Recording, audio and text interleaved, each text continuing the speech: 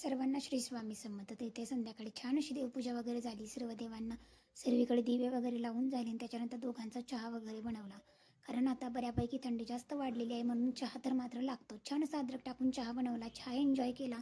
आणि आऊंनी इन्स्टामार्टवरून जे काही आता हे अननस वगैरे मागवलेलं होतं ते छान असं कट करून घेतलं होतं. त्याच्यावर थोडासा चाट मसाला आणि नंतर त्याच्यावर थोडंसं मीठ टाकलं आणि छान असा आम्ही दोघांनी अननस खाऊन घेतलं. त्याच्यानंतर स्वयंपाकाला लागायचं होतं. जोपर्यंत इथे अननस आमचं खाणं सुरू होतं तोपर्यंत मी कुकरमध्ये अख्खे मसूर लावलेले होते, कारण मला मसूरची भाजी इथे संध्याकाळी बनवायची होती.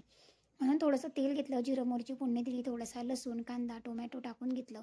त्याच्यानंतर हळद टाकली, मीठ टाकलं, थोडीशी मिरची पावडर टाकली, धनापूड टाकली आणि असं छान असं सगळं काही मिक्स करून घेतलं. कांदा छान असा मऊ झाला. नंतर त्याच्यामध्ये लगेचच कोथिंबीर टाकली आणि जे काही अख्खे मसूर मी शिजत म्हणजे 1 ते 2 शिट्टीसाठी शिट्टी लावलेली होती ते टाकून दिले. त्याच्यामध्ये अजून काही पाणी टाकायची गरज नव्हती, कारण ऑलरेडी त्याच्यामध्ये पाणी होतं. त्याच्यानंतर साईडला कणिक भिजवलेली होती आणि तुम्ही बघू शकता का आता इतक्या अशा मऊसूत चपात्या इथे माझ्या बनवण्या सुरू होत्या. साईडच्या गॅसवर कुकर ठेवून दिला. जोपर्यंत भाजी झाली तोपर्यंत इथे गोल गोल चपातीसुद्धा झाली आणि अगदी छान अशा चपात्यासुद्धा फुगत होत्या.